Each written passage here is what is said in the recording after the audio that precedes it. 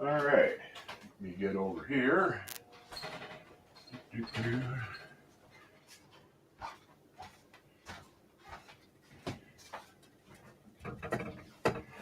that warming up? Crank her up a little bit. Get my microphone on so everybody can hear me.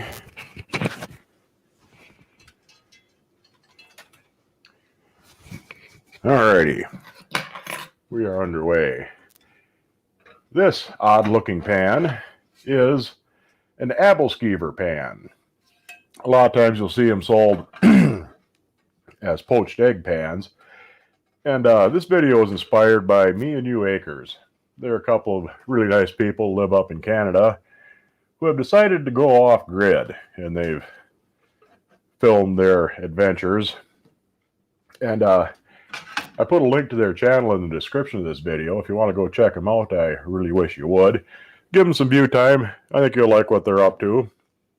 But I was watching one of their live streams, and they have a pan like this, and they asked, what is it?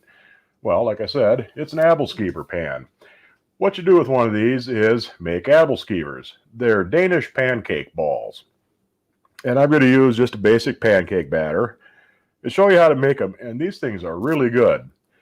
Even though you're using a pancake batter to make them, they're not nearly as heavy as pancakes are. They're real light and airy, and if you do them right, they're hollow inside, and you can fill them with, jelly or something of that sort. I have a piping bag full of grape jelly sitting here at hand, and I'll show you how to do that when we get that far.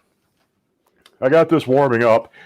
The ring on the bottom of this pan kind of sits a little bit higher than the burner. It's not right down on the burner, so it does take a little while longer than normal to warm up, but it's coming along pretty good. These things are really common. You can find all kinds of different brands, different styles, vintage ones, brand new ones, imported ones. Shouldn't have any trouble finding them if you want to try something like this. So like I said, if you want to give this a go ahead and give her a go. What you do once you got it heated up good, she's getting there. Crank her up a little bit more. Is brush the insides of the little cups with a little melted butter, melted lard, Crisco, whatever you would normally use.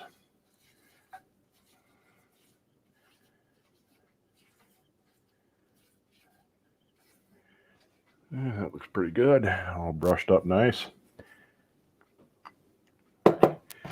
You'll need a wooden skewer to turn them, and you'll see how you make it. It's really slick the way these things go. Getting there. And the way you can test to see if you're ready to put them in is you just pick up a little drop of batter on the end of your stick and just drop a tiny bit in one of the cups and see if it sizzles, and that's just about there. Not quite yet, but that'll take a minute or so to get going. I barely made it in time to do my show this week. I had to cancel last week because I was working late, and we were supposed to be back on normal hours this week, but we're not. I ended up having to work late. And if my arms look a little dusty, that's not really dust, that's just dry skin because I've been doing demolition. And concrete dust dries your skin out terribly. Okay, that's sizzling along, so our pan should be warm enough. And you simply pour your batter into the little cups. Fill them about 2/3, maybe 3/4 of the way full. If you keep them down to about 2/3 or 3/4, they turn hollow better. If you fill them all the way to the top, it doesn't really hurt anything, but they'll be more solid inside. And you will have a tougher time filling them, but they're still tasty. There's nothing wrong with them if they're a little bit solid.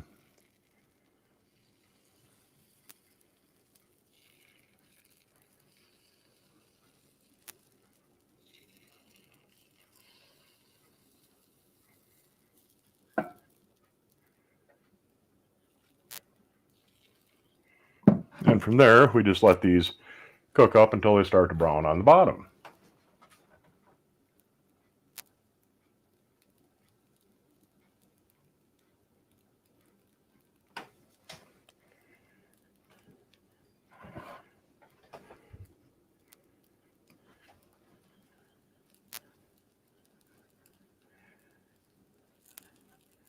not quite ready yet. They don't take very long.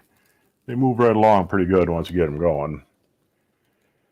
Once you get them browned, they should come right loose. Not quite.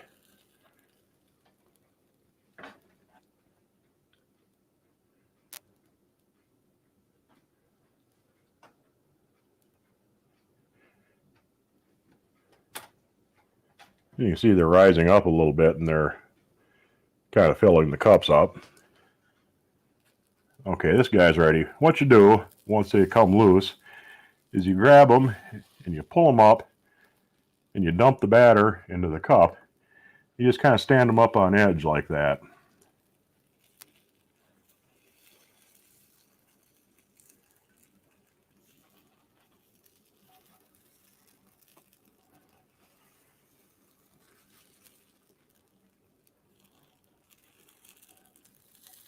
That one in the middle doesn't want to cook. There we go.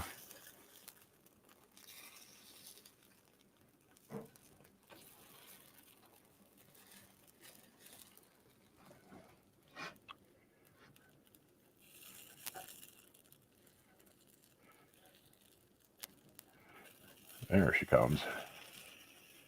There. Let's see. Hopefully you can see that. They're all standing up on edge. Then you let them cook again.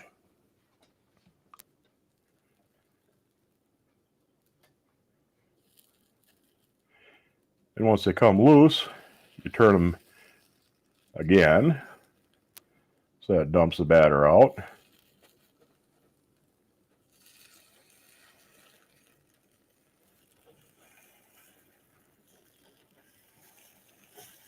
I've had this pan for a few months now. I don't remember exactly, 4 or 5 anyway. But I never got around to making these until I made the ones that I used for the picture for the thumbnail. And I'm really regretting it now. These things are really good.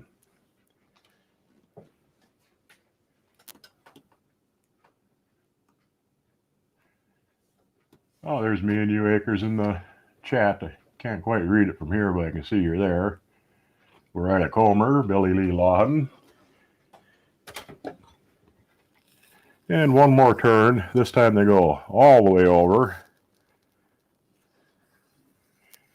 And you dump the last of the batter into the cups.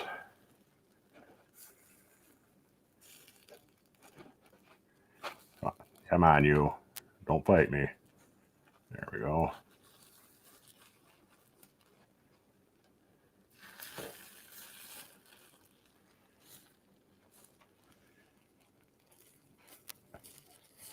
There we go.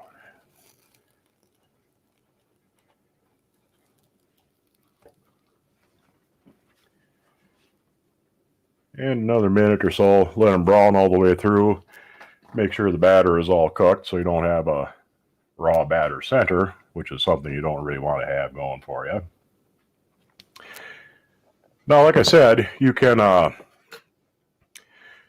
fill these with, I'm using grape jelly because that's what I got on hand, but you can fill them with any kind of, fruit preserve, fruit jelly, jams, that sort of thing. They're pretty much done. Or if they're more solid and they're not hollow, you can, or even if they are, you can just brush them with a little bit of melted butter and dip them in syrup like a regular pancake. And like I said, these aren't nearly as heavy as ordinary pancakes are. And I think over the summer, I'm going to work on these a bit, see if I can get a more of a pastry type of batter, and see if you can make sort of a jelly donut type of thing with these. That guy cooked all the way through. Sure looks like it. What are you barking at, dog? Yeah, I think we're about done. And we'll just pick these guys out.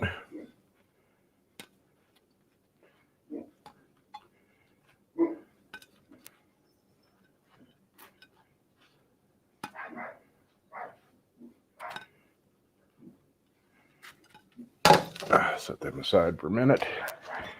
Get my pan off the heat if I can do that without melting my mic cord. Turn that off. Get them out of the way. Make sure I'm on camera. And you should get a nice, that's a nice perfect ball. These ones here are a little bit open, but that's okay too. Because I'm going to take my piping bag full of jelly and stick it in and inject them with some jelly. This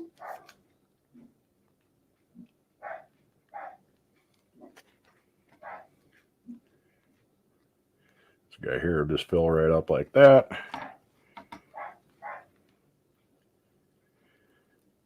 But yeah, I think I'll see if I can figure out more of a pastry type of batter, and then you can make like custard filled kind of puff balls out of these. Here's a nice one.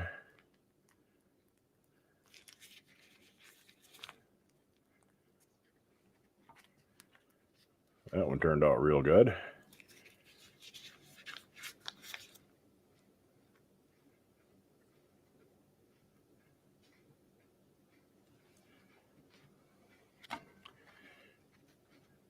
That one's a little bit open, but like I said, that's okay too. Then you can see the jelly inside. Well, not much jelly in that one because I'm out. But there you have them. Aebleskivers. Nice little Danish pancake balls. I'm going to move my camera around, get back over by the computer so you can see. I can see your comments. And I'm going to have some Aebleskivers.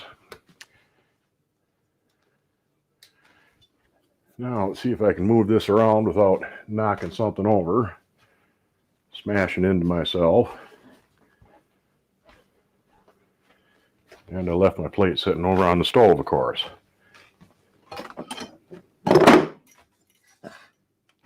What was that? A flashlight. And I got to turn off my overhead light.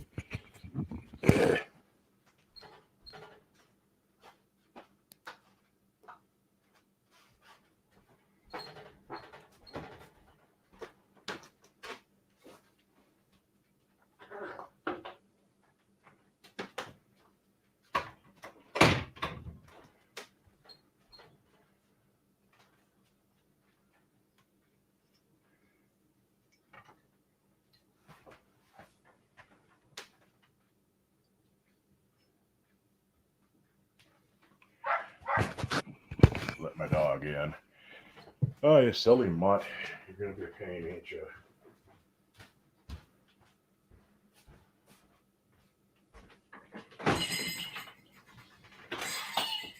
Where are you?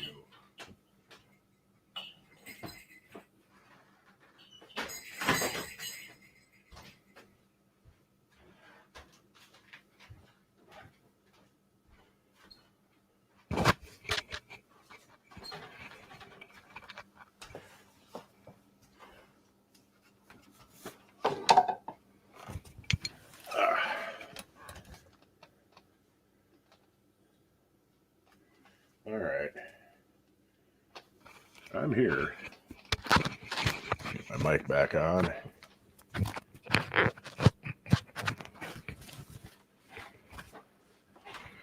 And I'll back up into the comments here and see who all's. Hi, everyone. What temp the burner is on? That's kind of a medium heat. I started it off on low while I was waiting to set it up. Trying to get my camera jockeyed around here, right? And yeah, that's about a medium heat, a little bit more once it got going. Well, sorry, late. Well, better late than never. Your pan's been on the wall, you have to try it now. Yeah, these things are really good. Yeah, that one's got, you can see the jelly inside of that one.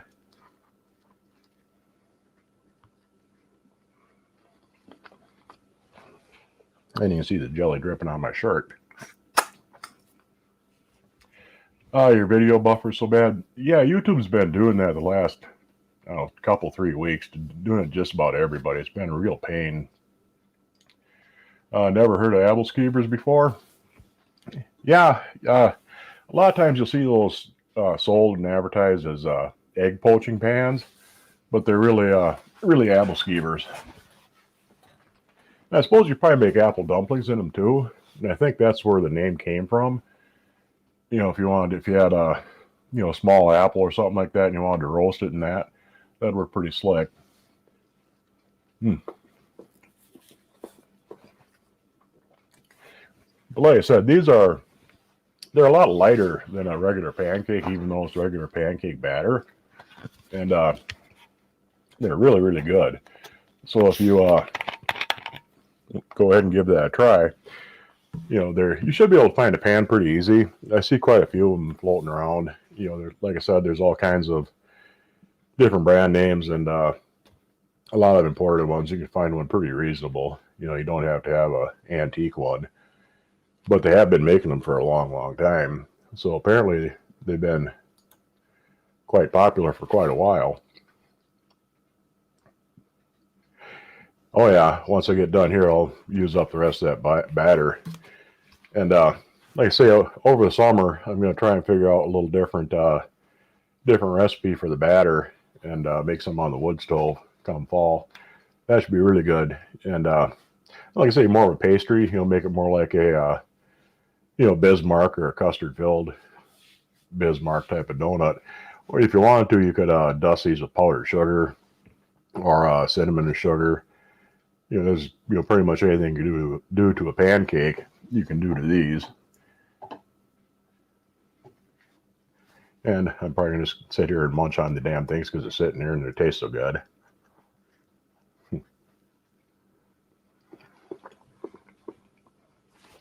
And she's having problems with her power shutting off.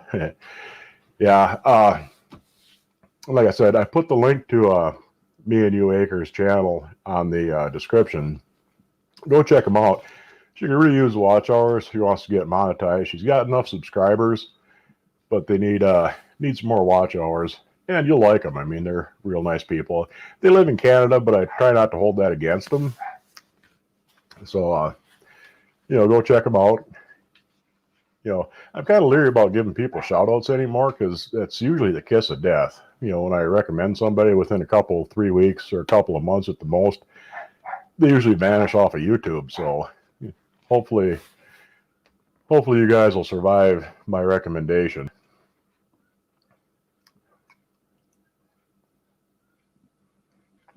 Poffertjes Dutch mini pancakes. They're probably pretty similar because these are Danish, and they're pretty much right next door.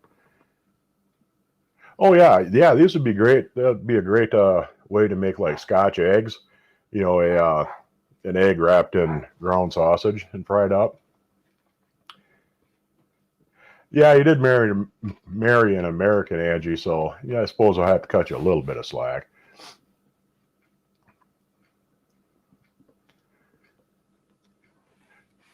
Yeah, when it's thought of custard, but you don't mind with the powdered sugar. Yeah, they're real tasty. Like I said, I mean, these things really are addictive.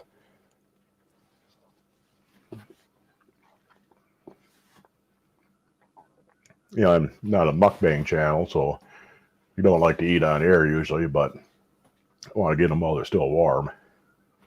My ear keeps popping. Yeah, I barely made it home in time, about a half hour before the start of the show, so I bathed quick and got reasonably cleaned up, got out of my work clothes. But I had the sense enough to get most of my stuff set up last night, so all I had to do was get the batter out of the fridge and plug in the camera. Otherwise, it might have been a little bit delayed. But hopefully, we'll get my work schedule settled down at least to where I can reliably do these. Or if it doesn't, well, it won't. That's just the way life goes. Yeah, the wall of cast iron there. Yeah, and there's more on the other wall over here, and you can see there's a pile of them I'm working on the shelves. Yeah, I'm going to thin the herd out a little bit. And once I get to, I'm at 15 channel members right now. Once I get to 20, I'm having a drawing. And what did I do with it? And I got it around here somewhere. I have a real nice nickel-plated Wagnerware cornstick pan I'm going to give that away. And one other thing, which I still haven't quite decided on what yet. Yeah, I got you hungry, wanting you to get 1 or 3. Yeah, like I said, you shouldn't have much problem finding a pan if you go looking for them. Either a Aebleskiver pan or if they're called an egg poaching pan. I don't know how you could really poach an egg in it. You could certainly fry them and, have fried egg balls, which would be kind of cool, I think.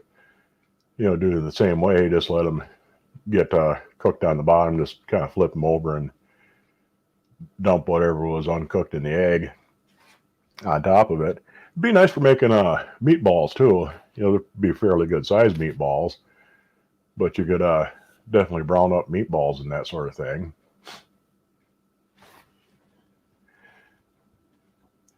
But now that Angie knows what her pan is and how it works, you can definitely get that down off the wall and have at it.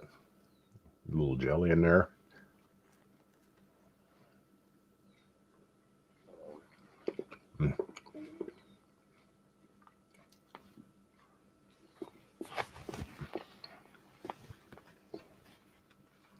Pancake balls and half-warm Dr. Pepper.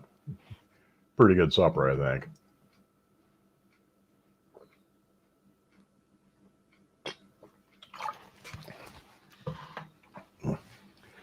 Anyhow, so yeah, 5 more channel members and I'll have the big drawing. And I will put, I'll make a video when I do the drawing after that. And all you have to do to enter is leave a comment on the video when I do it. Yeah, you gotta do it now. You can't avoid it. And it'd be pretty good video for you. Like I say, they're real easy. Just take a skewer and just kind of pull them up and halfway and let the batter dump out and just keep going around until you got a nice little ball. Nothing else, you can use some of your homemade maple syrup on them. If you have any left.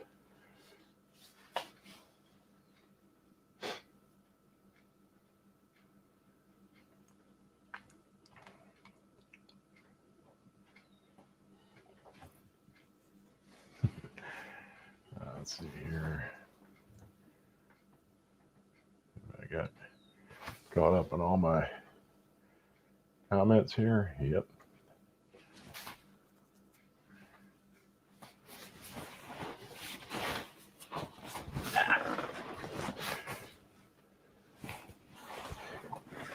Yeah, it doesn't take very long to make a batch of them. They fry up pretty easy.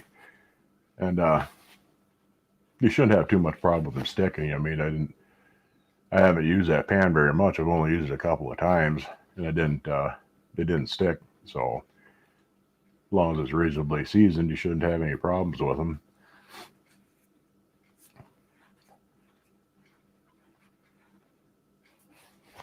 And yeah, like I said, I kind of regret not using this thing earlier because it is a really cool pan. Those things are addictive. And it's fast and easy to make. Definitely think I'm going to try making Scotch eggs in them. I've had Scotch eggs, but I never actually made them, and I think that might be a pretty easy way of doing it. Or not. Like I said, I've never actually made the damn things. In case you're wondering, Scotch egg, it's basically a ball of sausage with an egg inside of it.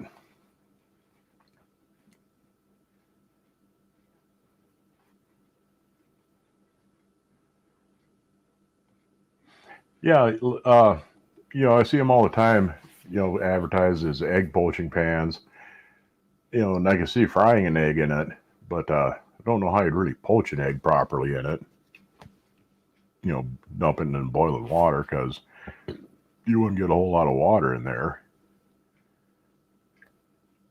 Oh yeah, breadcrumbed on the outside. Yeah, that's right. Is the pan 1 or 2 pieces? It's one. It's all 1 piece. It's got a.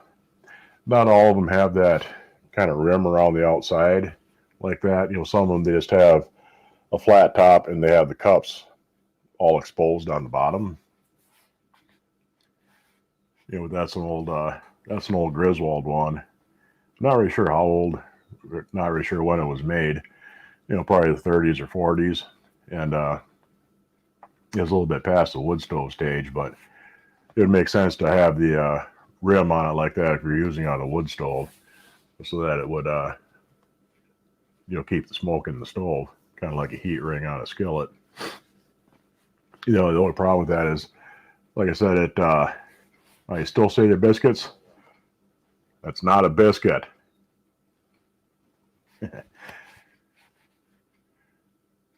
Yeah, I almost took a page from Grampy Lobster's book and showed up late for my own live stream because he's known for taking an extra 5-10 minutes or so to get things going, because he's a lobster and it's kind of hard to work a computer with them claws. Are they expensive to buy? No, I see them pretty reasonable. Anywhere from $20 on up, 15 sometimes. Especially for the imported ones. They're still making them. I don't know if there's any brand new ones right offhand who makes them, but I see them all the time on auction sites and things like that. If you want an antique vintage one, you're going to pay a lot more for it. But just a basic one probably be around $20, maybe 25. You shouldn't have too much problem finding one for that price.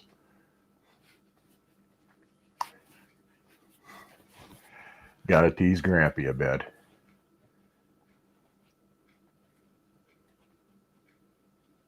He's everybody's favorite crustacean.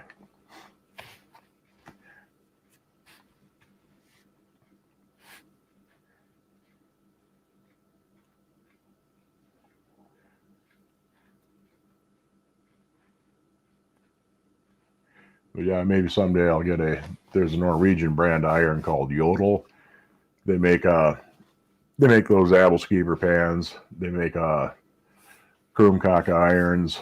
And I've seen very few skillets once in a great while, but a lot of waffle irons, Krumkaka irons. That's something else I got to get around to making too, is Krumkaka. They're basically Norwegian cannoli, is the easiest way to think of them.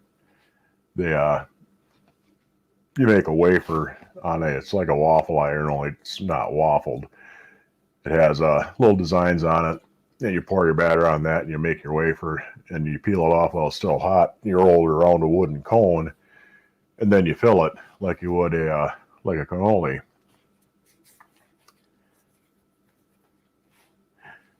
Oh, comfort doll, don't go threatening Grampy with melted butter.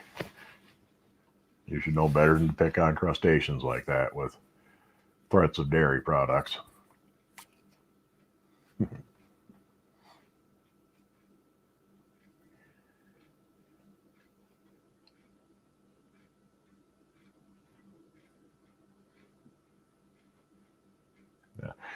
Yeah, they're not quite a cannoli because you don't fry the shell after you roll it up. But there's a few different recipes, and I want to try them out because I've got two or three different irons. You can see that red box over there. That's a Krumkaka iron. And I've got a couple old ones floating around here somewhere that I got to finish restoring. I got them cleaned up, and I think I got one round of seasoning on them, but they're pretty cool. They're the one I got. Where is it? Oh yeah, it's an Alfred Anderson, and they were a retailer out of Minneapolis, and they made Krumkaka irons and like heart-shaped waffle irons, a couple other iron type things of that nature. But they didn't actually make them. They were just he was the guy who had the patent on it, and he sold them. But he actually contracted Griswold to make them.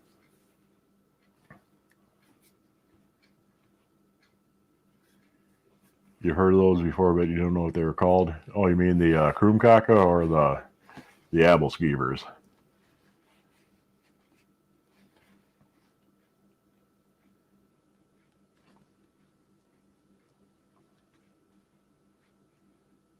There's a little delay here on the chat on the StreamYard ends is a little bit behind the chat on the YouTube. Trying to think. It's been a long day. I've been doing demolition, smashing walls with a sledgehammer, and pushing wheelbarrows of rubble out. But then again, that's the sort of thing I do for a living, so I can't really complain too much about it. Oh yeah, the first one, the Kroomkakes. Yeah, those are pretty cool. Like I say, I haven't tried them yet. Yeah, I've eaten them, but it's another thing that I've eaten, but I haven't actually made. So, and I got all the stuff to do it. So I got no excuse for not doing that.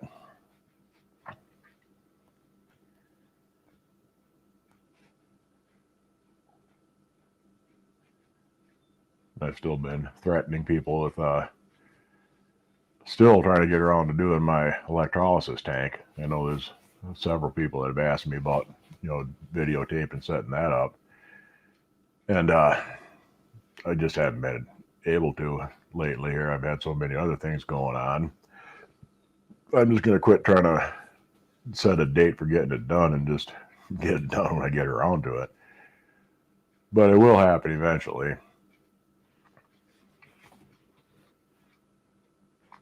And I also got to try and find a cheap automatic battery charger so that I can try and, I was going to do an experiment.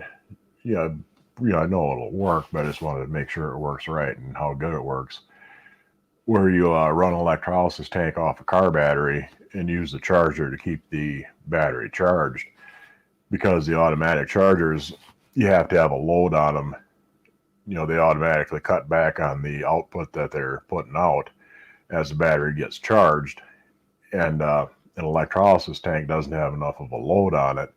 It thinks it's dealing with the charged battery, and they will put out hardly any power or just entirely shut off. So if you have the electrolysis powered by the battery, then just use the charger to keep the battery charged. It should work. What about a solar panel?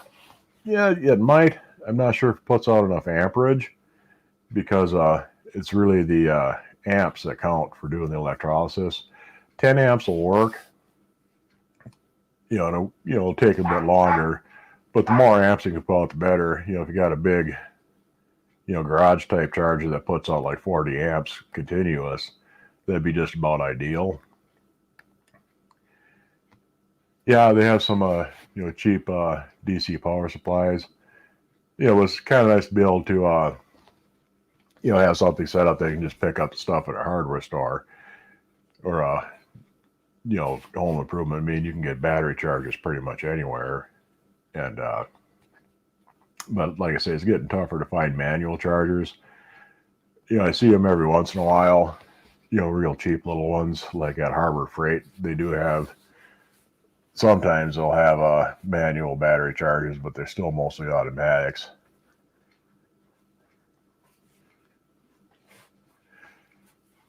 Yeah, it's getting to be quite the wall of stuff there. Got a little bit more room and a few more things I got to hang up and find a home for a couple other things. I got another, like I say, I got another wall over here with a whole bunch of stuff on it. Good materials for the anodes. Pretty much any kind of steel or iron, just common mild steel works good. But you shouldn't use stainless steel because it has nickel and chromium in it, and you can get the nickel and chrome in the solution, and it isn't terribly good for you in in the solution form. And there's a chance you could end up producing hexavalent chrome. But I see that his name is Steven Strawn. He has a channel called Cast Iron Cookware. He's the guy that makes that Easy Beezy seasoning stick that I use quite a bit. And he's been using stainless steel electrodes in his tank, and he has a test kit for testing for hexavalent chrome, and he hasn't found any in there yet, because usually you need an acid environment and a fairly high temperature to produce that kind of chrome. So it shouldn't be a problem, but it's easy to avoid it just to use plain and not galvanized either. It's not really harmful, but it tends to turn things green, pretty nasty looking. Steel sheets, yeah, rebar would work good too. I use I got a couple. I use some light angle iron, and they've lasted really good. They've held up for a couple, 3 years at least. And I just clean them off with a grinder every few times. So it's not really going to dissolve your. It's not going to dissolve the cathodes in it.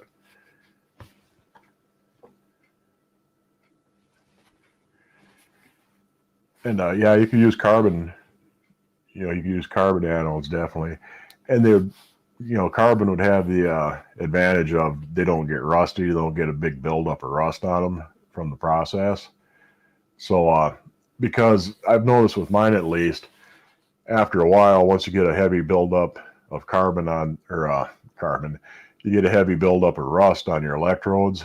It doesn't seem to work nearly as well. So I take them off and hit them with a grinder. Yeah, the carbon would be safe, but if you can find carbon electrodes, like arc-light electrodes or welding, or carbon arc welding electrodes, if you can find them cheap or free, it'd be good. But to try and buy them, they're expensive as hell. Yeah, your water stay a lot cleaner. You get a lot less. You get kind of a rusty sludge in the bottom of the tank too sometimes. An ancient manual charger, yeah, that worked just fine. Probably something you got at an auction. Let's see here. I gotta kind of look around my camera to see the comments. Yeah, like I said, the carbon would be safe, but trying to buy them, they're expensive. 2 to 10 amps is ideal. Yeah, 2 to 10 amps is fine. It takes longer, but I run 40 amps on mine, and it does a real good job on them. See, I usually strip them off of lye first because it'll work a lot faster in the electrolysis tank if all you're doing is taking off the rust. If you don't have to strip them with lye first, because electrolysis will remove, heavy built up crud on them. But it'll take a lot longer. But if I clean them first, get them stripped down to metal, it'll still be rusty. It'll still have some build up here and there on them.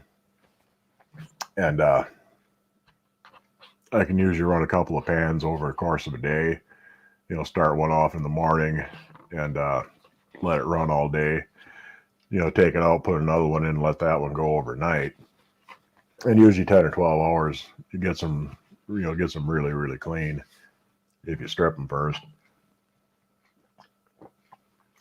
Otherwise, it can take, a day or two sometimes, depending on how much amps you're putting through it.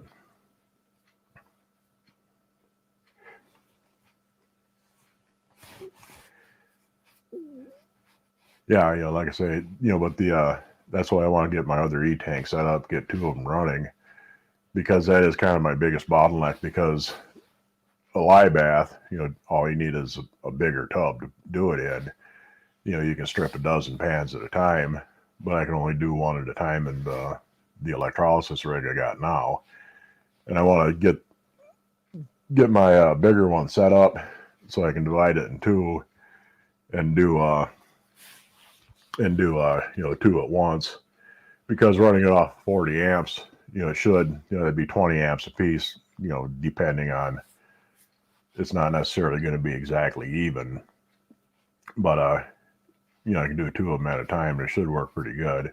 And then I can still have another tank going with my other, because I do have a small manual charger that puts out 10 amps. And like I said, that works pretty good too.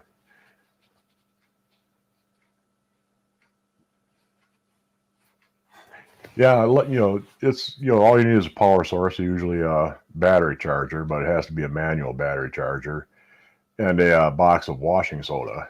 That's pretty much all you need. A little bit of scrap iron and a tub.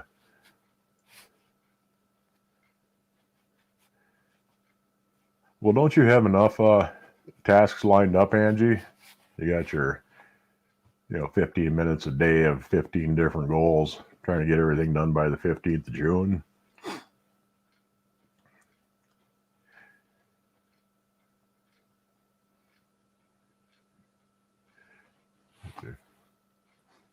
And yeah, I'm definitely gonna get it set up here eventually. I'm hoping.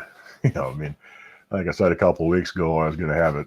Hopefully, we get to it in a couple of weeks, but it's probably gonna be a couple of more, sometime this summer anyway. I'm still trying to find. I wanted to find some sheet metal that wasn't galvanized and use that for the electrodes. At least, at the very least, use that for a divider between the two sides of the tank.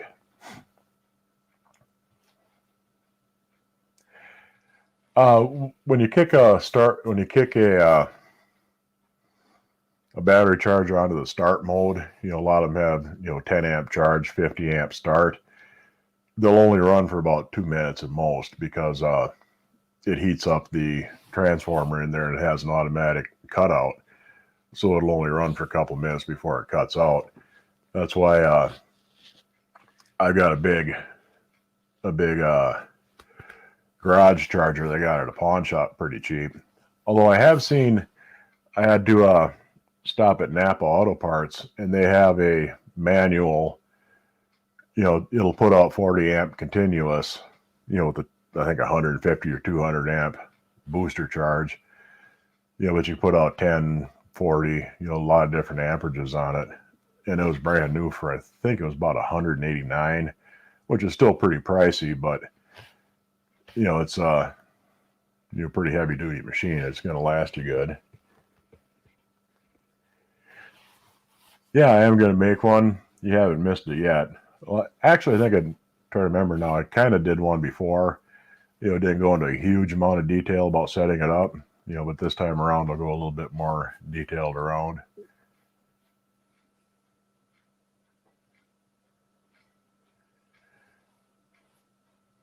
You don't think DC would split? Yeah, I'm not exactly sure.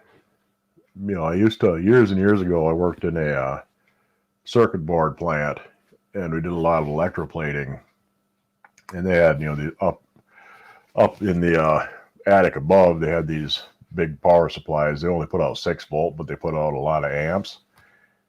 And yeah, it definitely split because they'd have a whole bunch of anodes in there and a whole bunch of circuit boards getting all plated at once. And the thing that that makes a difference, it's current density is what it's called. It's so many amps per unit of area. If you have a great big 14-inch skillet at 10 amps, it's going to take longer than a little number 3 6-inch skillet that's at the same amperage, because even though it's the same amperage, it's a lot smaller area, so there's a lot more density of current in the piece. If you understand, you're sitting in a plating shop. So yeah, you know what I'm talking about. It's been a long time since I've done that too, so I'm probably getting half of it wrong. But yeah, DC should split. It'd be 40 amps. Yeah, it would be 40 amps to both of them, but it'd probably just have less density. Or actually, cast iron restorer would probably have a better answer than I would if the DC current would split. If I was running 2 pans off the same power supply at 40 amps, what would the amperage be on each of them, I guess is what you're asking.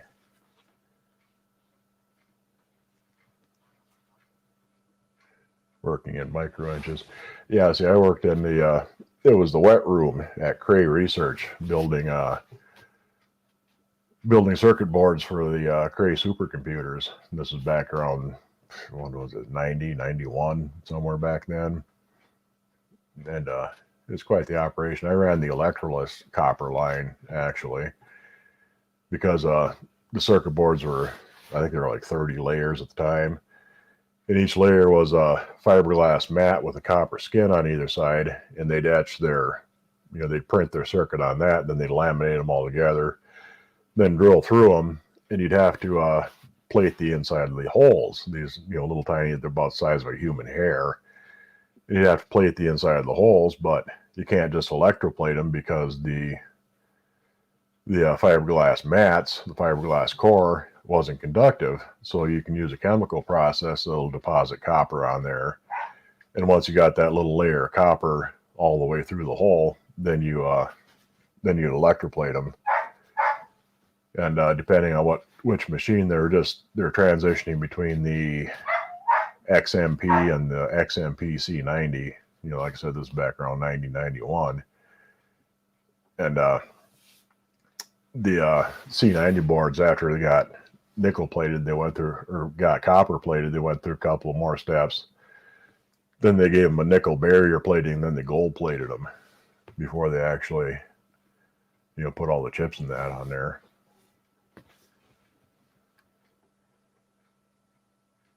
Oh, I'll be on for a few more minutes here anyway. I usually try and stick to about an hour, and what are we at? 46 minutes. So, yeah, I'll probably still be here for a bit anyway, Angie. Yeah, it's kind of a fun job. It wasn't terribly taxing doing the electroless copper. You're just moving racks of boards from one tank to another. It was a manual line, and just keeping track of the times and all that. You can get quite a few through there in the evening. Let's see here. Gotta go finish dinner. Well, we'll see you around, Comfort Doll. Always nice to hear from you.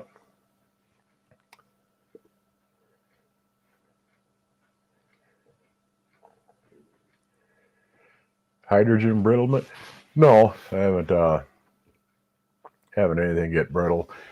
It shouldn't be a problem with the electrolysis because you're not at a high enough temperature that you're going to actually bond the hydrogen with the metal. It's just it's a surface effect.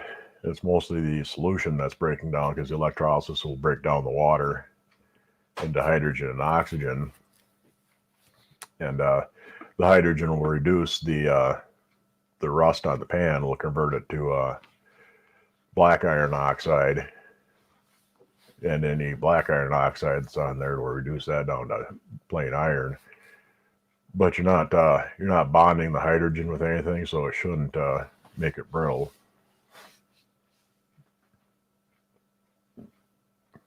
Because you can have problems with that welding if you got moisture in the welding rod, because you're breaking down the water molecules while the steel is molten. So it'll definitely bond chemically then and cause problems.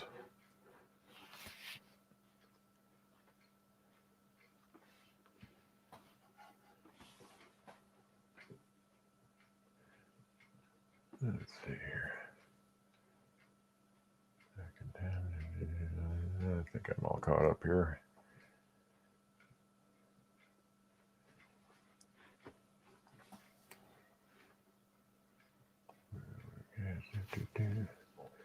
Yeah, okay.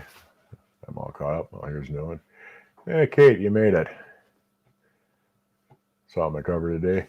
Yeah, I got some right there. Then you can see the jelly inside of them. Those are even good cold.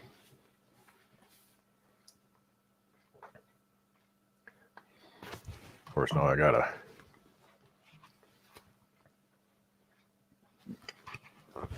take a sip of my drink. But yeah, like I said, hopefully we'll get things caught up and settled down at work so I can get home a little bit earlier, not be quite so loopy when I'm doing this. I barely had time enough to get cleaned up. Otherwise, I've been sitting here covered in concrete dust,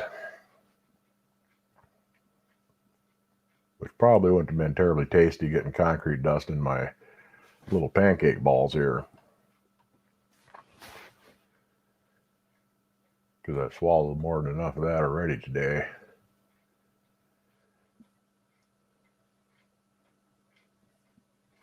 Oh, you do? Have you tried it yet? Katie, have you tried your Aebleskiver pan?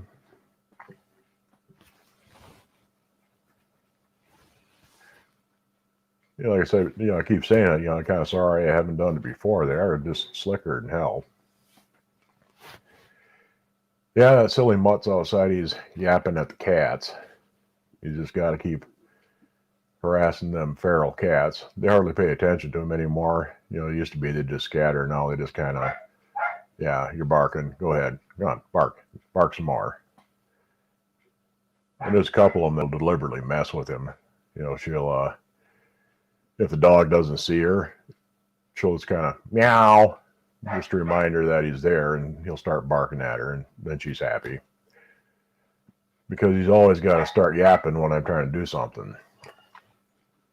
It doesn't matter if he's inside, he wants out. If he's outside, he wants in. And just generally makes a big nuisance of himself.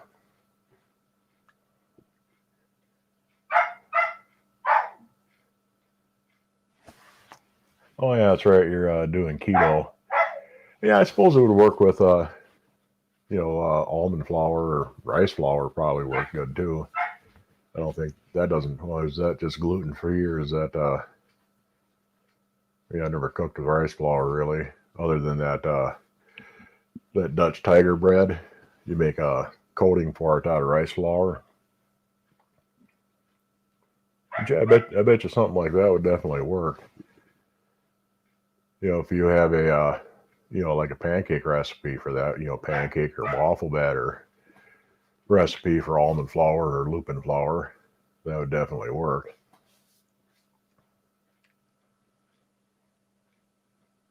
Yeah, the cats, they'll deliberately aggravate him every now and then. I've seen them do it just to harass the little beast.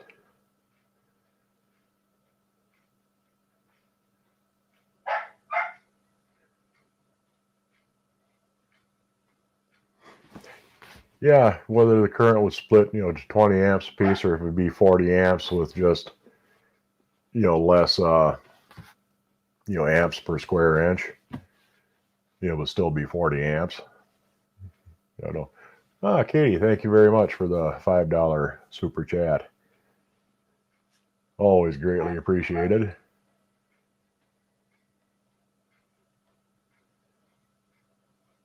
Yeah, Katie's doing keto, you know, so I'm not sure what the rules for keto are with, you know, types of flour. You know, if it's just the gluten. I mean, you're trying to avoid the carbs and the, you know, carbs and sugar as much as possible. You know, I don't know. You know, gluten's a protein actually, so it's not. So it wouldn't be the gluten. Actually, it'd be the starch that you're trying to avoid. I think. You know, I don't know much about keto diets, but I know you can have all the proteins you can handle.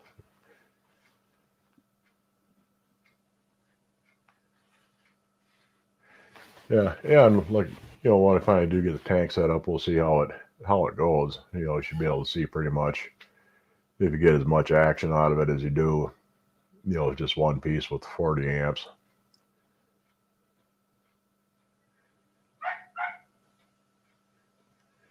Oh, thank you, Melissa. It's always nice to have somebody watching who thinks I'm nice.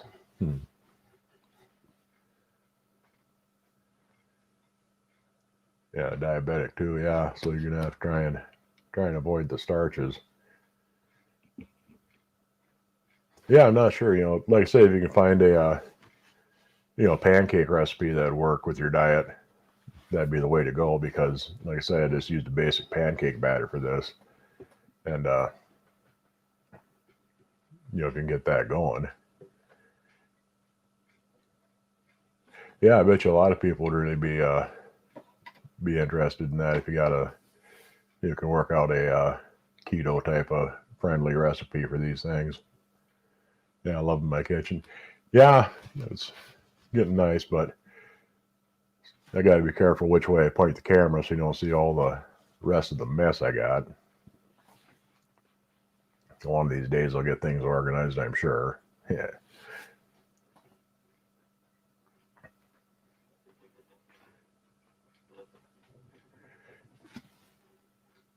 Yeah, let us know, see how it turns out, let everybody know.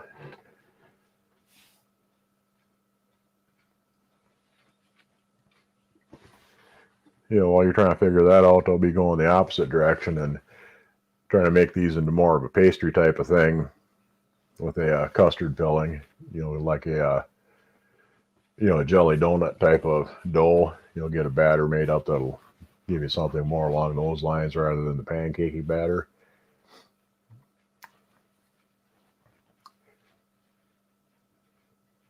Because, even though I am a nice guy, I can be kind of evil sometimes, just to torment people.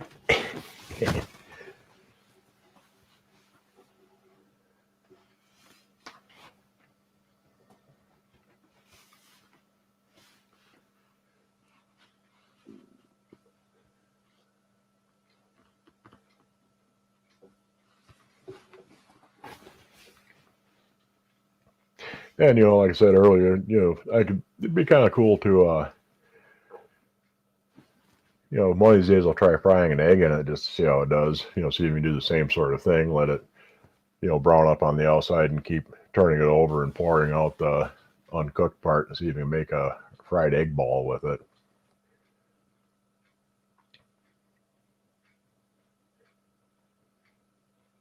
Yeah. In fact, I wonder if I could,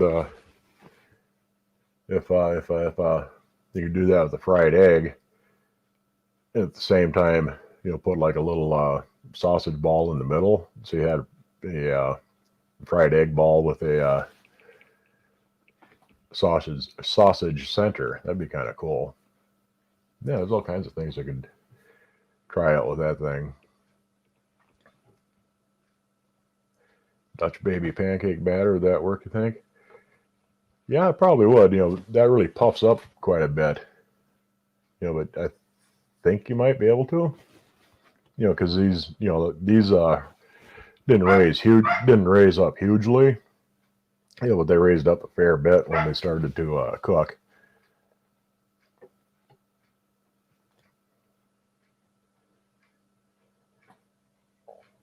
Yeah, Dutch baby batter. I have to give that a shot.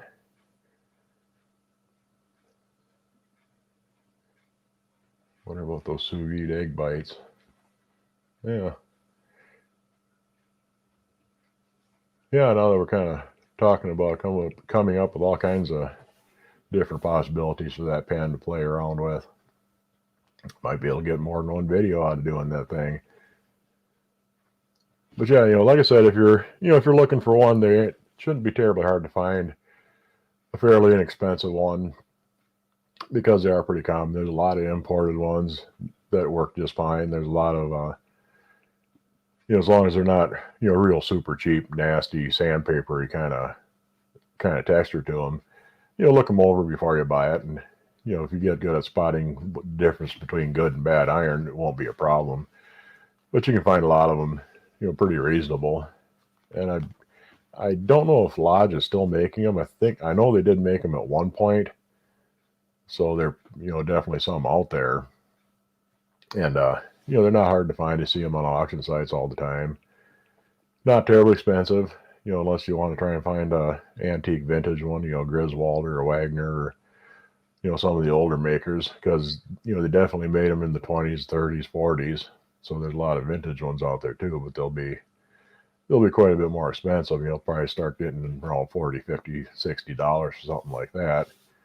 Where you can get a newer one or a imported one for $20 more or less.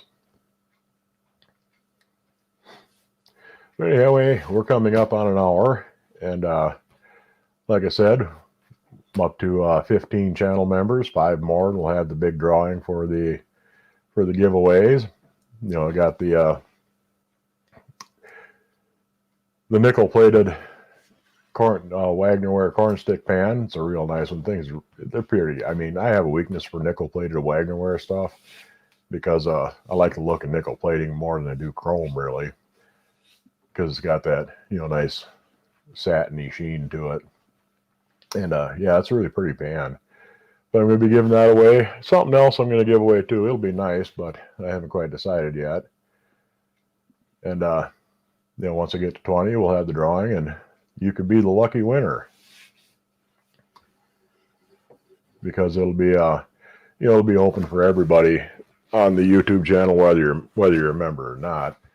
And I'll probably do something a little bit extra for the channel members. Something like that I'll have to do over on the Facebook page, because YouTube rules. But even if you're not on the Facebook page, but you are a channel member, you'd still be entered in any drawings that we do over there or anything like that. So, don't worry about it. One way or another, you'll get in on it. Hi, happy wife. Nice to see you. Just in time for me to start wrapping it up. So, probably, hopefully, same time next week.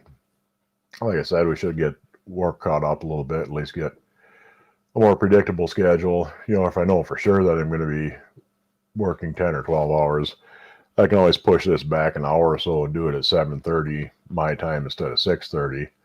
But I'd like to try and stick to the same time every week. So hopefully we'll be able to stick to the 6:30 Wednesday nights. Yeah, mechanic assistants, thank you much. Yeah, I try to, do the best information I can on canning, because there's so many people that are getting into it the last couple of years. They decide they're going to plant a garden and be a little more self-sufficient, which is always a great idea.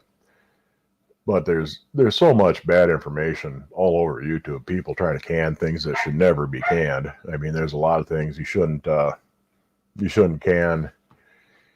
Dairy products or anything containing grain, and there's people canning bread. I mean, just because you can make the jar seal doesn't mean that's preserved. So, there's some good. Heather the Needy Homesteader is a really good canning channel. Sutton's Days, Lisa Sutton, she's another excellent canning channel. Check them out if you have any questions about canning. And what I do on canning too. And we all try and keep everything with approved techniques and recipes and things that are proven to be safe, rather than some of the yahoos out there that are just spreading really bad information that could get somebody killed. You have 2 Aebleskiver pans made as I think they're meant to be made, but I'd love to see how they're supposed to be made. Well, as soon as we're done here, this will be on my YouTube channel, and you can see how I did it. It's real easy. I mean, it's kind of surprising how simple they are.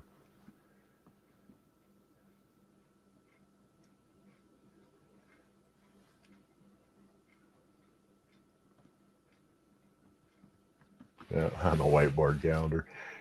Yeah, I've known Heather for years and years. I mean, we've both been on YouTube pretty much from the start. I didn't start making videos until about 2009, but I was hanging around, watching videos, playing around on YouTube, and I forget exactly how we